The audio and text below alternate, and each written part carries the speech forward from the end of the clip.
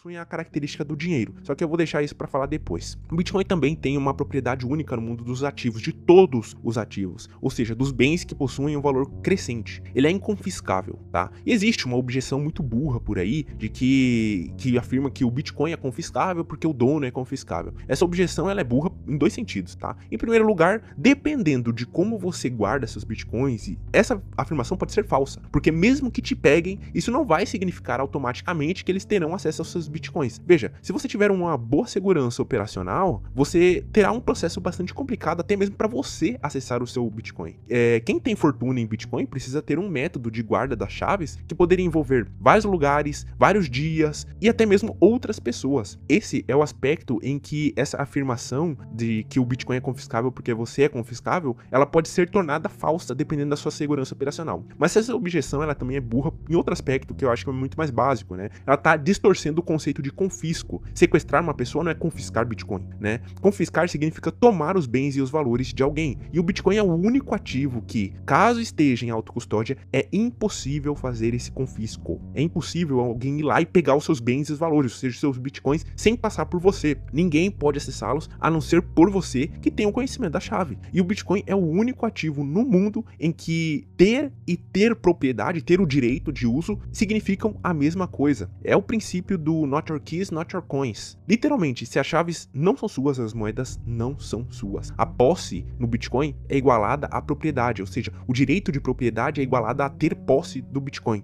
Por isso que 381 diz que o Bitcoin ele restaura o direito real de propriedade, até porque a maioria dos bens hoje em dia que são ditos propriedade, né, quando você vai analisar no fundo, você só tem o direito de, você tem uma concessão para usar aquele bem. Você tem uma concessão porque você paga um imposto recorrente sobre ele, né? Existem diversos mecanismos que, independentemente da sua vontade e do que você faça, o governo pode ir lá expropriar, né? Inclusive no Brasil é bem claro de saber que não existe direito de propriedade real aqui, né?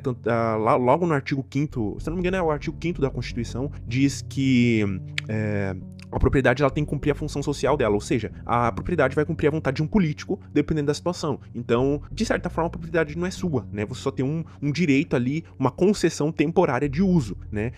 Dada pelo Estado. Bom, diferentemente do Bitcoin, que é uma propriedade real, né? Que é baseada em posse mesmo, o dinheiro que está na poupança, ele pode ser confiscado sem nem sequer você saber. Aliás, isso aconteceu na história do Brasil.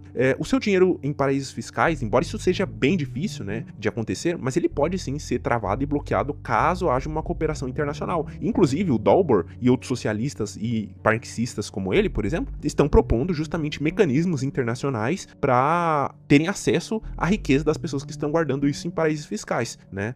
Independentemente se essa pessoa guardou lá porque está querendo escapar de um estado draconiano ou se ela colocou lá porque ela praticou muitos crimes na origem daquele dinheiro. Mas com Bitcoin, realmente, isso é impossível.